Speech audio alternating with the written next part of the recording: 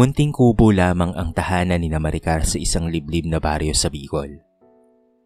Gawa iyon sa pinagtagpi-tagping kawayan at yero na tumutulo ang tubig tuwing malakas ang ulan. Kapag gabi, madalas na pinapatay nila ang ilaw ng maaga upang makatipid sa kuryente. Panganay si Maricar sa 5 magkakapatid. 15 taong gulang pa lamang siya noon, ngunit ramdam na niya ang bigat ng responsibilidad na tila para sa isang ganap na matanda. Magsasaka ang kanyang ama na si Mang Pedro, ngunit habang tumatanda ito, lalo ring humihina ang katawan. Madalas itong ubuhin habang nasa bukid at kung minsan ay hindi makatayo dahil sa pananakit ng likod. Ang kanyang inang si Aling Rosa naman ay nagtitinda ng gulay sa palengke. Gigising ito bago sumikat ang araw at uuwi ng gabi na dala ang kakaunting kinita. Sa kabila ng kanilang paghihirap, masaya pa rin sana ang pamilya kung sapat lamang ang kanilang pagkain sa kanilang hapag. Ngunit maraming gabi, nalugaw lang ang kanilang pinagsasaluhan. May mga pagkakataon pang ang asin at tubig lamang ang inuulam nila. Hindi kailanman nagreklamo si Maricar. Sa halip, mas lalo siyang nagsumikap sa pag-aaral. Palaging nasa honor roll ang dalaga. Pangarap niyang maging guro balang araw upang maiangat ang buhay ng kanilang pamilya. Ngunit isang gabi, nagbago ang lahat. Umuwi ang kanyang ama mula sa bukid na namumutla at hirap huminga. "Mukhang hindi ko na kaya bukas," mahina nitong sabi habang nakaupo sa lumang bangko. Napayuko si Aling Rosa. Alam nilang wala silang perang pampagamot. Kinabukasan, hindi nakapasok si Maricar sa eskwela. Sa halip, sinamahan niya ang kanyang ina sa palengke. Habang pinagmamasdan niya ang mga estudyanteng nakasuot ng uniforme, pakaramdam niya ay unti-unting lumalayo ang kanyang pangarap. Lumipas ang ilang buwan, patuloy na lumalala ang kondisyon ng kanyang ama. Unti-unti ring naubos ang kanilang kaunting ipon. Dumating ang araw na kailangan na nilang mamili. Pagkain ba para sa pamilya o matrikula ni Maricar? Mabigat man sa kanyang loob, alam niya na ang sagot. Isang gabi, habang natutulog ang kanyang mga kapatid, kinausap niya ang kanyang mga magulang. "Nay, Tay, ako na po ang hihinto sa pag-aaral." Parang piniga ang puso ni Aling Rosa. "Huwag naman anak." Ngunit ngumiti lamang si Maricar. "Makakapag-aral pa naman po ako balang araw. Mas kailangan po tayo ng pamilya ngayon." Napahagulgol ang kanyang ina. Baging si Mang Pedro ay napayuko upang hindi makita ang kanyang mga luha. Ilang linggo matapos iyon, may dumating na kamag-anak mula Maynila. Naghahanap umano ang isang mayamang pamilya ng kasambahay. Hindi mataas ang sahod, ngunit may libreng tirahan at pagkain. Buong gabing hindi nakatulog si Maricar. Takot siyang umalis. Takot siyang mapalayo sa pamilya. Ngunit mas natatakot siyang makita ang kanyang mga kapatid na matulad sa kanilang kalagayan. Pagsikat ng araw, ginawa niya ang pinakamahirap na desisyon sa kanyang murang buhay.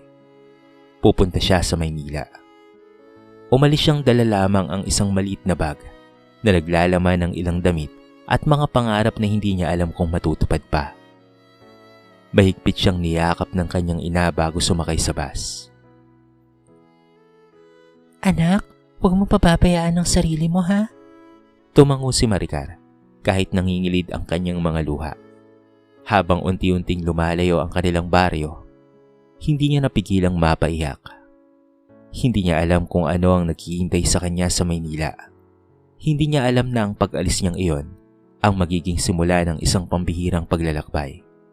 Isang paglalakbay na magdadala sa kanya, hindi lamang sa katuparan ng mga pangarap ng kanyang pamilya, kung hindi sa isang pamilyang mamahalin siya ng higit pa sa kanyang inaakala.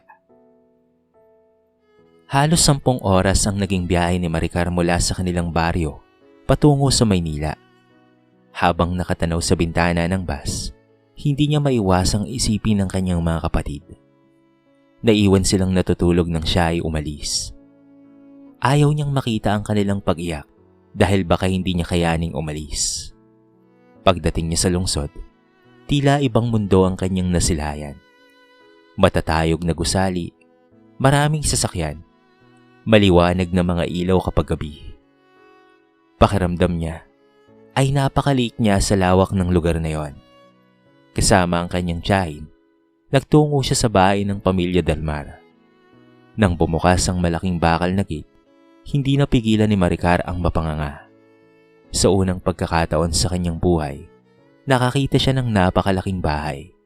May malawak na hardin, may fountain sa gitna, may dalawang sasakyan na nakaparada sa garahe. Parang eksena lamang iyon sa mga pelikulang napapanood niya noon sa kapitbahay. Kinabahan siya. Baka hindi siya tanggapin. Baka magkamali siya. Baka hindi niya kayanin ang trabaho. Ngunit agad siyang pinakalma ng babaeng sumalubong sa kanila. Ikaw ba si Maricar? Nakangiting tanong nito. Opo, ako si Celia Dalmar. Nagulat siya. Hindi niya akalaing ang may-ari ng bahay mismo ang sasalubong sa kanya.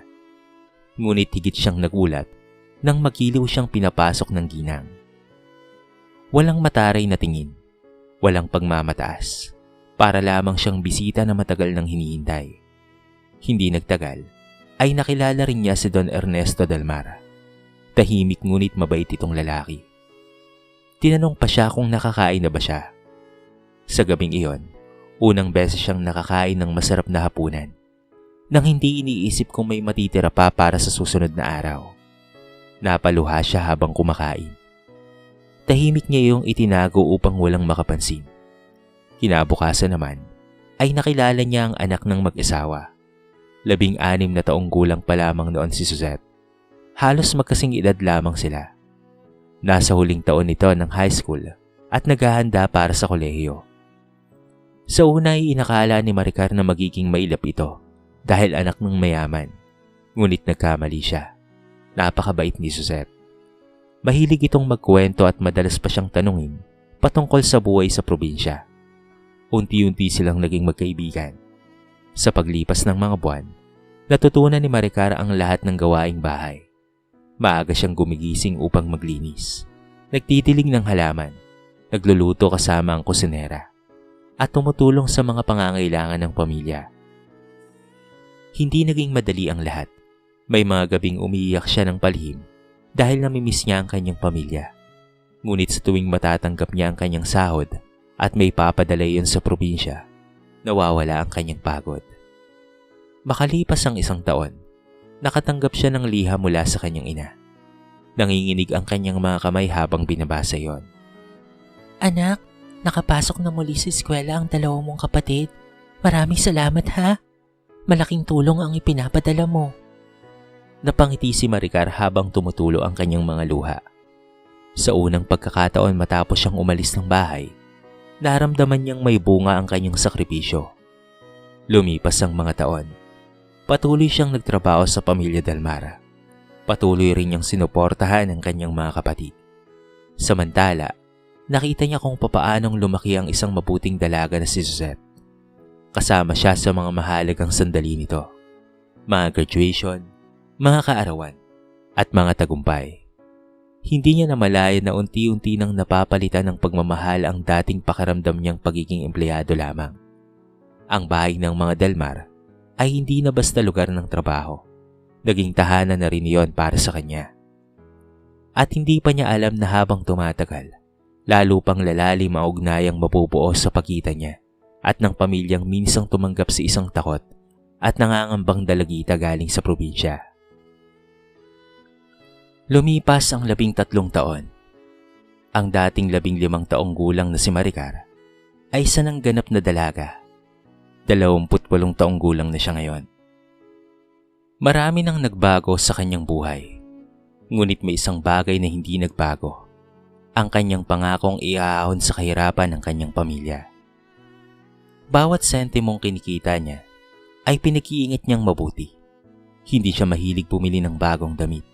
Hindi rin siya gumagastos para sa mga bagay na hindi kailangan. Ang mahalaga para sa kanya ay may maipadala siya buwan-buwan sa kanilang probinsya. At unti-unti, nagsimulang mamunga ang lahat ng kanyang sakripisyo. Isang araw, nakatanggap siya ng liham mula sa kanyang bunsong kapatid. Masaya niyang binuksan niyon matapos maglinis ng bahay. Ate, graduate na po ako ng kolehiyo. Nakahanap na rin po ako ng trabaho. Hindi po ito mangyayari kung hindi dahil sa'yo. Napaluha si Maricar. Ilang beses niyang binasa ang sulat. Parang kailan lang, nang iniwan niyang umiiyak ang kanyang mga kapatid sa kanilang kupo. Ngayon, isa-isa nang natutupad ang mga pangarap na minsan ay tila imposibleng maabot. Hindi nagtagal, ang isa pa niyang kapatid ay naging guro. Ang isa naman ay nagtayo ng maliit na negosyo sa kanilang bayan. Unti-unting gumanda ang buhay ng kanilang pamilya. Nakapagpagawa sila ng maayos na bahay. May sarili na silang kabuhayan. Hindi na nila kailangang mag-alala kung saan kukuha ng pagkain kinabukasan. Tuwing umuwi si Maricar sa probinsya, sinasalubong siya ng pagmamahal at pasasalamat.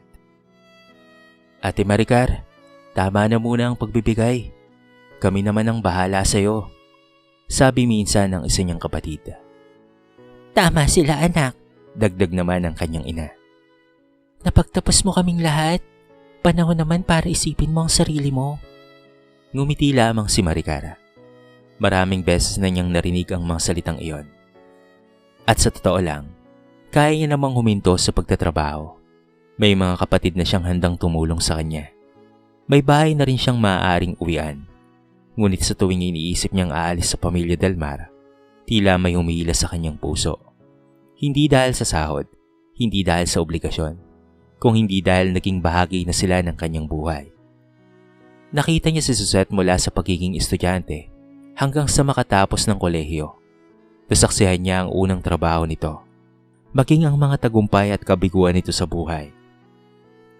Para niya na itong kapatid. Samantala, tinuring naman siya ng pamilya Delmar na higit pa sa isang kasambahay.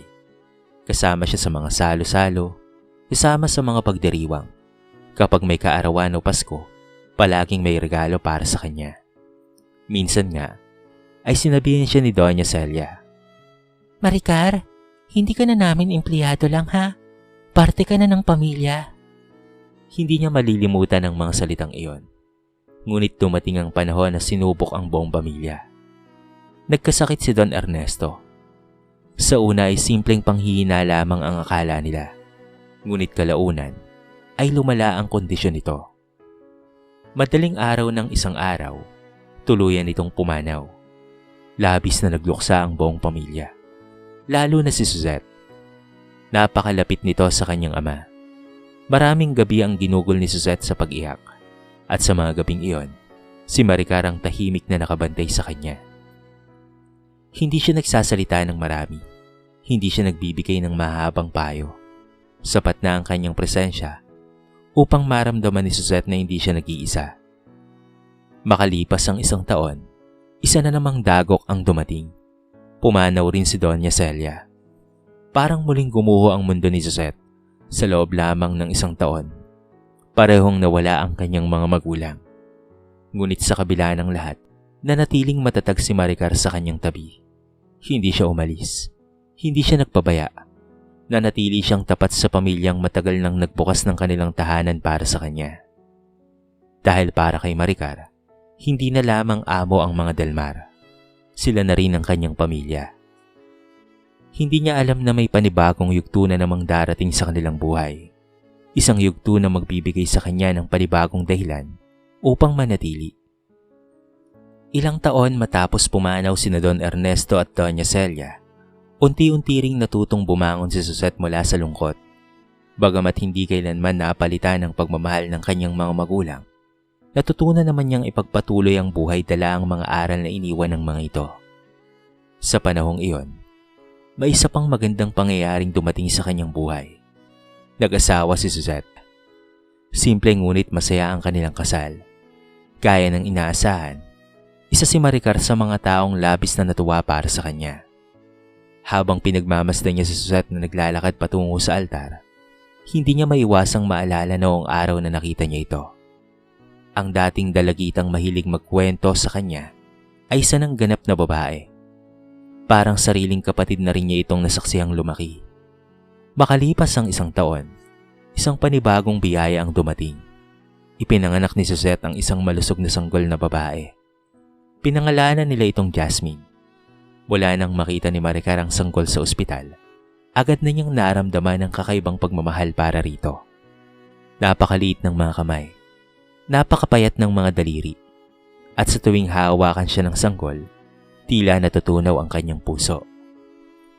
Ngunit hindi naging madali ang mga unang taon ni Suzette bilang ina. Bukod sa pag-aasikaso sa kanilang mga negosyo, marami rin siyang responsibilidad sa trabaho. Madalas siyang umalis ng maaga at umuwi ng gabi. Dahil dito, may isang taong lubos niyang pinagkatiwalaan, si Maricar. Isang gabi, habang pinapatulog nila si Jasmine, kinausap siya ni Suzette. Marie, may isa sana akong hilingin sa'yo. Ano po yun, Ma'am Suzette? Ngumiti si Suzette. Ilang taon na niyang pinapakiusapan si Maricar na wag na siyang tawaging ma'am. Ngunit hindi pa rin ito masanay. Ikaw sana ang mag-alaga kay Jasmine habang nagtatrabaho ako. Hindi kaagad nakapagsalita si Maricar. Alam niya kung gaano kahalaga ang kahilingang iyon. Anak ang pinag-uusapan. Pinakamahalagang kayamanan ng isang ina. Ngunit buong puso niyang tinanggap ang responsibilidad na iyon. Mahal ko po si Jasmine, ma'am, na parang sarili ko pong anak. Hindi ko po siya pababayaan. At tinupad niya ang pangakong iyon. Sa mga sumunod na taon, si Maricar ang naging kasama ni Jasmine sa halos lahat ng sandali ng kanyang pagkabata. Siya ang nagpapaligo rito, siya ang nagpapakain, siya ang nagpapatulog kapag umiiyak sa gabi. Kapag nilalagnat ang bata, magdamag siyang nagbabantay. Kapag natatakot si Jasmine sa kulog at kidlat, siya ang unang tinatakbuhan nito. Minsan pa nga, nagising si Suzette sa kalagitnaan ng gabi dahil sa iyak ng kanyang anak. Ngunit pagpasok niya sa silid, nakita niyang mahimbing nang natutulog si Jasmine sa kandungan ni Maricar, habang marahan itong inaawitan ng lumang kundiman. Napangiti si Suzette. Sa sandaling iyon, lalo niyang napatunayang tama ang kanyang naging desisyon. Lumipas pa ang ilang taon. Natutong maglakad si Jasmine, natutong magsalita, at isang araw, habang naglalaro sila sa hardin, bigla nitong tinawag si Maricar. Yaya! Natigilan si Maricar. Muli siyang nagsalita. Yaya! Napaluha siya. Hindi niya napigilan ang sarili. Mula noon, yun na ang tawag ni Jasmine sa kanya. Yaya Marie. Habang lumalaki ang bata, lalo ring tumitibay ang kanilang samahan. Hindi man sila magkadugo, walang makapagsasabing hindi tunay ang pagmamahalang namamagitan sa kanila. Para kay Jasmine, si Maricar ang tagapag-alaga niya, ang kanyang kakampi, ang kanyang tagapagtanggol. At para naman kay Maricar, si Jasmine ang batang nagbigay ng panibagong sigla sa kanyang buhay. Hindi niya alam na balang araw, ang batang minsan niyang kinarga sa kanyang mga bisig ay siya ring magbibigay sa kanya ng pinakamalaking regalo na hindi niya kailanman pinangarap para sa sarili. Mabilis na lumipas ang mga panahon. Ang dating sanggol na kinakarga ni Maricar sa tuwing umiiyak ay isa ng masigla at matalinong bata. Sa bawat taon na lumilipas, lalo lamang tumitibay ang kanilang samahan. Hindi naging mahirap alagaan si Jasmine. Mabait itong bata at marunong rumispeto sa matatanda. Marahil ay dahil na rin sa pagpapalaki rito ni Suzette at Maricar. Sa umaga, si Suzette ang naghahatid sa anak sa paaralan kung may pagkakataon. Ngunit sa karamihan ng araw, si Maricar ang naghahanda ng uniforme nito, nag-aayos ng baon at nagsusuklay ng buhok nito bago pumasok. Yaya Marie, maganda ba ang buhok ko? Madalas na tanong ni Jasmine habang nakaharap sa salamin. Napakaganda mo palagi. Nakangiting sagot ni Maricar. Pagkatapos, ay halikan siya ng bata sa pisngi bago umalis. Maliit na bagay lamang iyon para sa iba. Ngunit para kay Maricar, sapat na iyon upang gumaan ang kanyang buong araw. Habang lumalaki si Jasmine, marami rin itong natamong tagumpay. Palagi itong kabilang sa mga honor student. Mahusay sa pagsasalita, masipag mag-aral, at higit sa lahat ay napakabuting anak. Tuwing may recognition day sa paaralan, laging ipinapakiusap ni Jasmine na sumama si Maricar. Noong una ay tumatanggi siya. Naroon naman ang mami mo. Ngunit iiling lamang si Jasmine. Gusto ko rin po kayong kasama. Kaya sa bawat medalya at sertipikong natatanggap ng bata, naroon si Maricar sa audience. Tahimik na pumapalakpak habang pinipigilan ng kanyang pagluha. Pakaramdam niya ay para na rin siyang naging isang magulang na nakikitang unti-unting natutupad ang mga pangarap ng kanyang anak. Ngunit habang lumalaki si Jasmine, tumatanda rin si Maricar. Unti-unti nang sumasakit ang kanyang mga tuhod. Madalas nang mangalay ang kanyang likod. May mga pagkakataong nahihilo siya kapag masyadong maraming gawain. Ngunit hindi niya yun ipinapakita. Ayaw niyang mag-alala sina Suzette at Jasmine. Kapag tinatanong niya kung pagod na ba siya, palagi siyang ngumingiti. Ayos lang ako. Ngunit may mga gabing tahimik siyang nakaupo sa kanyang silid habang minamasahe ang kanyang namamagang mga paa. Doon niya nararamdaman ang bigat ng mga dekadang lumipas. Mahigit 40 taon na siyang nagtatrabaho. Mahigit 4 taon na rin siyang nagbibigay ng pagmamahal sa iba. Ganun pa man, wala siyang pinagsisisihan. Sa tuwing makikita niya si Jasmine, nawawala ang lahat ng kanyang pagod. Isang gabi, habang sabay silang nag-aapunan, napansin ni Jasmine na nahihirapang tumayo si Maricar mula sa kanyang upuan. Agad itong lumapit. Yaya, masakit na naman po ba ang tuhod ninyo? Ngumiti si Maricar. Nako, normal lang yan kapag tumatanda. Ngunit hindi na kumbinsi si Jasmine. Tahimik siyang napaisip. Hindi yan ang unang pagkakataon nakita niyang nahihirapan ang kanyang yaya. Sa mga sumunod na araw, mas naging mapagmasid siya. Napansin niyang mas mabagal nang maglakad si Maricar. Mas madalas itong mapagod. At kahit kailan ay hindi ito humingi ng tulong. Isang hapon, habang inaayos ni Jasmine ang ilang lumang larawan sa sala, may nakita siyang litrato. Larawan iyon nila noong bata pa siya. Nasa kandungan siya ni Maricar habang parehong nakangiti. Napangiti si Jasmine. Bigla niyang naalala ang lahat. Ang mga gabing binabantayan siya nito kapag may sakit siya. Ang mga panahong ito ang kasama niya kapag malungkot siya. Ang mga payo nito sa tuwing may problema siya sa paaralan. Napagtanto niya na kung gaano siya kamahal ng kanyang sariling ina. Ganon rin ang pagmamahal na ibinibigay sa kanya ni Maricar. Marahil ay hindi siya nito isinilang. Ngunit sa napakaraming paraan, naging ikalawang ina rin niya ito. At sa sandaling iyon, habang hawak ang lumang litrato, may nabuong desisyon sa kanyang puso. Panahon na upang suklian ang lahat ng kabutihang natanggap niya. Panahon na upang ibalik kahit maliit na bahagi lamang ng pagmamahal at sakripisyo na ibinigay sa kanya ng babaeng buong buhay na nag-alaga at nagmahal sa kanya ng walang hinihinging kapalit. Hindi pa alam ni Maricar na nagsisimula ng mabuo ang isang lihim na magpapaluwa sa kanya sa pinakamasayang paraan.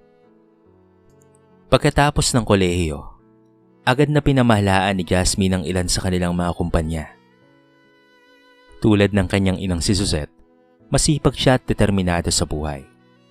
Masaya si Maricar sa bawat tagumpay na natatanggap ng dalaga. Pakaramdam niya ay isa na rin siyang ina na nakikitang unti-unting natutupad ang mga pangarap ng kanyang anak. Ngunit habang lumalago ang karera ni Jasmine, may isang bagay na hindi mawala sa kanyang isip. Si Maricar. Sa bawat pag-uwi niya mula sa trabaho, napapansin niyang lalo nang tumatanda ang kanyang yaya. Mas madalas itong umupo upang magpahinga. Mas mabagal ng kumilos. At kahit pilit nang umingiti, halata sa mukha nito ang pagod na dulot ng mahabang panahon ng pagtatrabaho. Isang gabi, nadatnan niya si Maricar sa kusina. Tahimik itong naghuhugas ng mga plato. Bahagyang nakayuko habang pinipigilan ang pananakit ng kanyang likod. Napahinto si Jasmine. Biglang bumalik sa kanyang alaala ang lahat ng sakripisyo ng matanda. Mula pagkabata hanggang pagtanda niya. Hindi siya iniwan nito kahit kailan. Hindi ito nag-asawa. Hindi bumuo ng sariling pamilya. Halos buong buhay nito ay nilaan para sa iba. Para sa kanyang mga kapatid. Para sa pamilya Dalmar.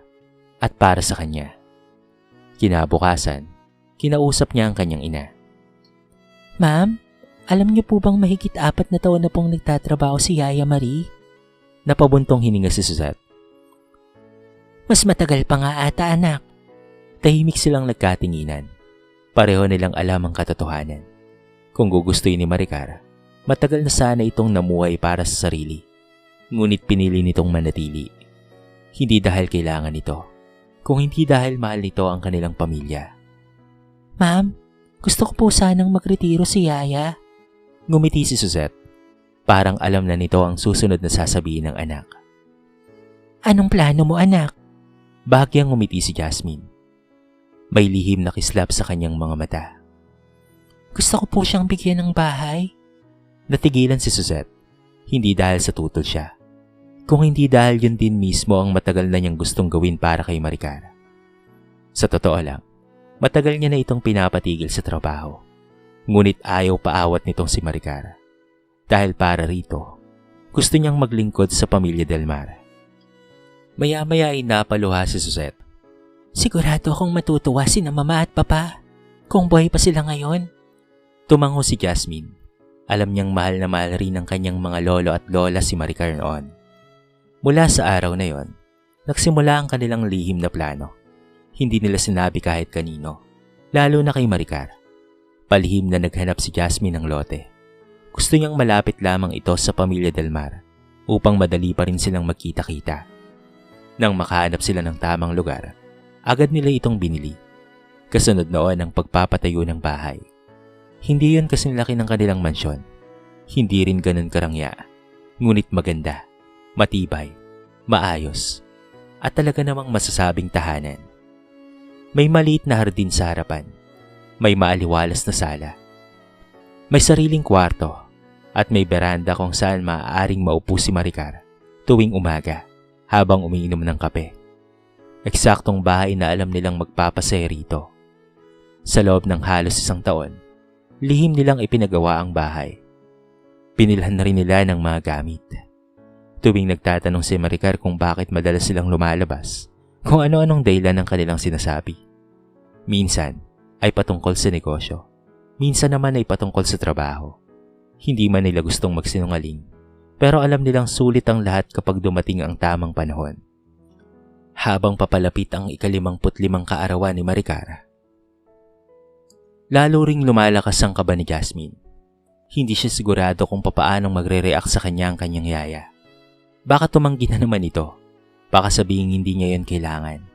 Baka masyado siyang mabigla. Ngunit isang bagay ang sigurado siya.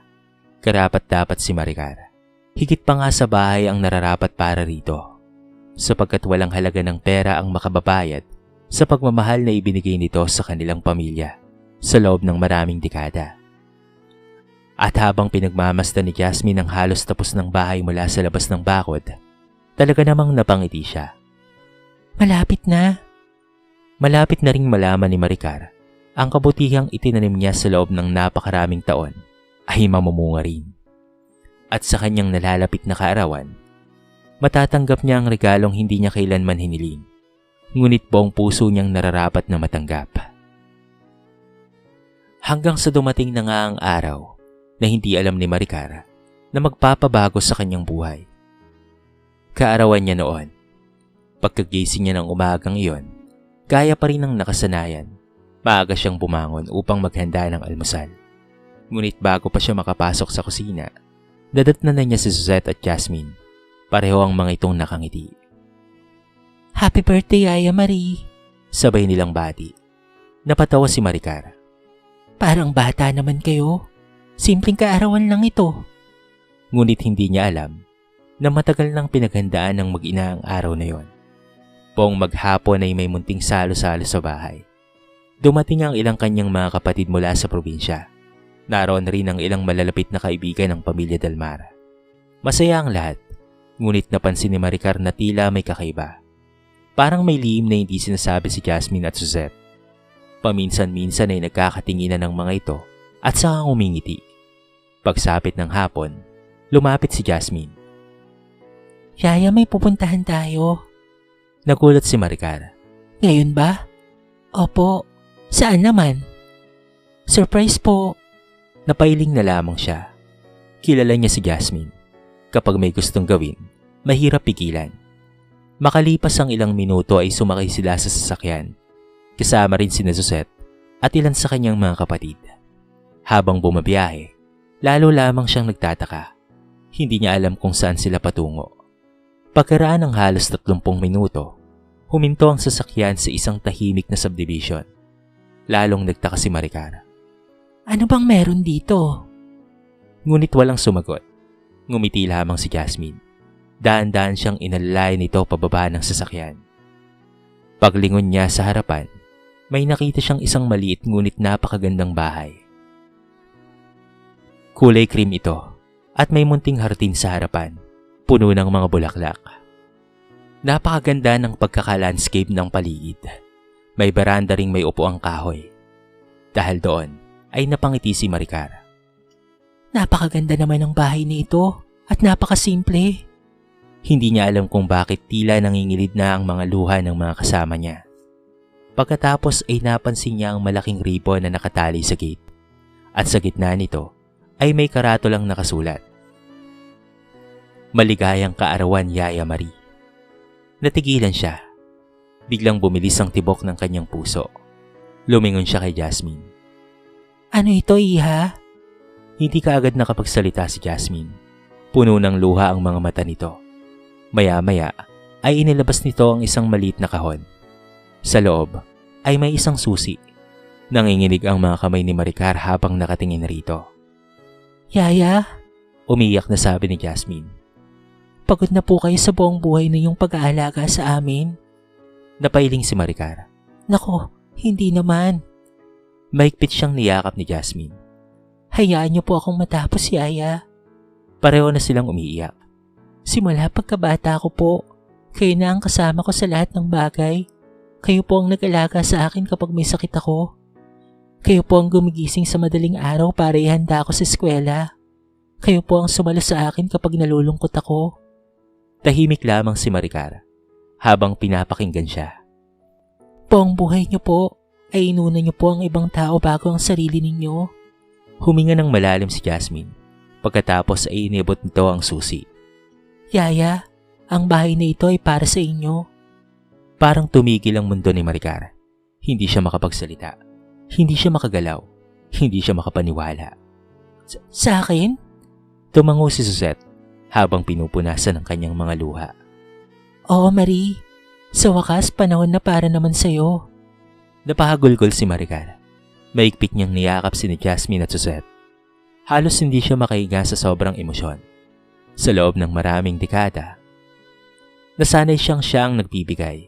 Siya ang nagsasakripisyo. Siya ang nag-aalaga. Ngunit sa unang pagkakataon sa kanyang buhay, siya naman ang pinagandaan. Siya naman ang inuna. At habang hawak ang susi sa kanyang sariling bahay, naisip niya ang batang umalis noon sa kanilang baryo. Dala ang isang lumang bag at maraming pangarap. Hindi niya inakalang haantong siya sa ganitong sandali. Hindi niya inakalang ang kabutihang ibinigay niya sa iba ay babalik ng higit pa sa kanyang inaasahan. At sa gitna ng kanyang mga luha, ramdam niyang ito ang pinakamagandang kaarawang natanggap niya sa buong buhay niya. Makalipas ang ilang linggo matapos ng kanyang kaarawan, tuluyan nang lumipat si Maricar sa kanyang bagong tahanan. Sa unang umaga niya roon, maaga siyang nagising tulad ng nakasanayan niya sa loob ng maraming dekada. Ngunit iba ang pakiramdam niya ng araw na yon. Wala siyang kailangang ihandang almusal para sa maraming tao. Wala siyang kailangang habuling gawain. Wala rin kailangang plantsahin na damit o linising silid. Tahimik siyang lumabas ng beranda. Dahan-dahan siyang umupo sa kahoy na upuan habang hawak ang isang tasa ng mainit na kape. Pinagmamasdan niya ang pagsikat ng araw. Kasabay nito ang pagbalik ng napakaraming alaala. Naalala niya ang maliit nilang kubo sa probinsya. Ang kanyang ama na kahit may sakit ay pilit ring nagtatrabaho sa bukid. Ang kanyang ina na araw-araw na nagtitinda sa palengke. Ang mga kapatid niyang minsang umaasa lamang sa kanyang mga padala. At ang batang Maricar na nangarap lamang noon na makakain ng kanyang pamilya ng 3 beses sa isang araw. Napangiti siya. Napakalayo na pala ng kanilang narating. Maya-maya ay may narinig siyang pamilyar na busina. Paglingon niya, nakita niyang paparating ang sasakyan ni Suzette at Jasmine. Napangiti siya. Halos araw-araw na silang dumadalaw. Pagkababa pa lamang ni Jasmine, ay agad na siyang niyakap nito. Good morning po, Yaya Marie. Nako, Iha. Parang hindi ka naman nagtatrabaho. Lagi kang nandito. Napatawa si Jasmine. Kayo po kasi ang favorite kong puntahan. Namimiss ko po kayo. Kasunod nito ay si Suzette na may dalang mga pagkain. Gaya ng dati, pasaya silang nagsalo-salo. Parang anak at kapatid na ang turing ni Maricar sa dalawang ito. Habang pinagmamasdan sila ni Maricar, hindi niya maiwasang makaramdam ng matinding pasasalamat. Hindi siya nagkaroon ng sariling asawa. Hindi siya nagkaroon ng sariling anak. May mga panahong naitanong niya sa kanyang sarili kung may kulang ba sa kanyang buhay. Ngunit habang nakatingin kina Suzette at Jasmine, alam niya na ang sagot. Walang kulang sa kanya. Dahil kahit hindi niya sila kadugo, minahal nila siya bilang tunay na pamilya. Ilang buwan pa ang lumipas. Unti-unting nakilala sa kanilang komunidad ang kwento ni Maricar. Maraming tao ang humanga sa kanyang katapatan at sakripisyo. May ilang kabataan pa nga na bumisita upang humingi ng payo sa kanya. Palagi niyang sinasabi sa kanila ang parehong aral. Huwag kayong magsasawang gumawa ng mabuti. Hindi man kaagad bumalik ang biyaya. Darating rin ito sa tamang panahon. Sa mga sumunod na taon, lalo pang naging masaya ang kanyang buhay.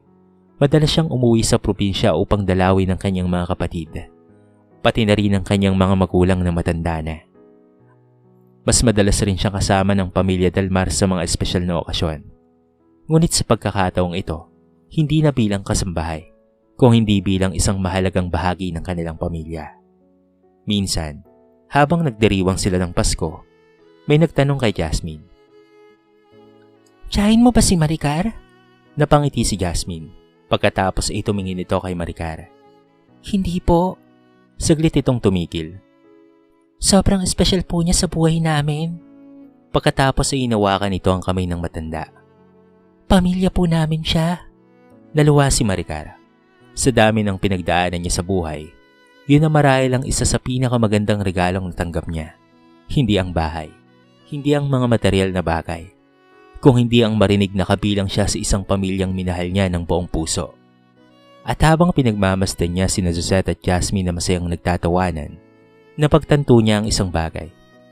Ang kabutihang itinanim niya sa loob ng maraming taon ay hindi nasayang, sapagkat ang pagmamahal na ibinigay niya ng walang hinihinging kapalit ay bumalik sa kanya ng mas marami, mas malalim at mas maganda kaysa sa kanyang pinangarap. At doon niya tunay na naunawaan na ang pinakamalaking kayamanan sa buhay ay hindi nasusukat sa pera o ari-arian, kung hindi sa mga pusong natutunan nating mahalin at sa mga pusong nagmamahal pabalik sa atin. Isang hapon, nakaupo si Maricar sa veranda ng kanyang bahay habang pinagmamasdan ang sinag ng papalubog na araw. Tahimik ang paligid, ngunit puno ng saya ang kanyang puso. Maya-maya, narinig niya ang pamilyar na tawanan mula sa labas ng gate. Dumating sina Suzette at Jasmine. Agad siyang sinalubong ng mahigpit na yakap ni Jasmine, gaya ng ginagawa nito noong bata pa. Napangiti si Maricar habang pinagmamasdan silang mag-ina. Naalala niya ang lahat ng kanyang pinagdaanan, ang kahirapan sa probinsya, ang murang edad na pagsubok bilang kasambahay, ang mga sakripisyong ginawa para sa kanyang pamilya, at ang mahabang panahong inilaan niya sa pamilya Dalmar. Hindi naging madali ang kanyang buhay, ngunit hindi rin ito sayang, sapagkat sa huli, natagpuan niya ang isang tahanang hindi lamang gawa sa semento at bubong. Natagpuan niya ang isang pamilyang tunay na nagmahal sa kanya. Habang hawak ni Jasmine ang kanyang kamay, tahimik na napatingala si Maricar sa langit. Nagpapasalamat siya sa Diyos, sapagkat naging maayos ang kanyang buhay. At sa kanyang mga labi ay sumilay ang isang payapang ngiti. Dahil napatunayan niyang ang kabutihang ginagawa ng bukal sa puso ay laging may magandang balik, sa paraang hindi nating inaasahan, at sa panahong higit natin itong kailangan. Sa kwentong ito ay marami tayong mapupulot na aral. Ang tunay na kabutihan ay hindi nasusukat sa haba ng serbisyo o sa laki ng sakripisyo, kung hindi sa pagmamahal na ibinibigay natin nang walang hinihintay na kapalit. Kapag tapat at mabuti ang puso, maaaring hindi kaagad dumating ang gantimpala. Ngunit sa tamang panahon, ibabalik ito ng buhay ng higit pa sa ating inaasahan. Dito na po nagtatapos ang ating maiksing kwento sa araw na ito. Sana po ay nagustuhan nyo. At sana po ay kinapulutan nyo ng maraming aral. Kayo mga kabarangay, ano ang masasabi nyo sa ating kwento? I-comment nyo naman po sa baba ang inyong mga reaksyon at babasahin natin ang lahat ng yan. I-comment nyo na rin kung taga saan kayo para naman malaman ko kung hanggang saan nakaabot ang video na ito. Paki-like and share na rin po ang ating kwento para mapakinggan rin ng iba. At kung bago ka pa lamang sa ating channel, baka naman pwedeng pakihit ang subscribe button at bell notification button para palagi kang updated sa mga bago nating upload na katulad nito. So paano mga kabarangay? Hanggang sa muli. Thank you so much and peace out.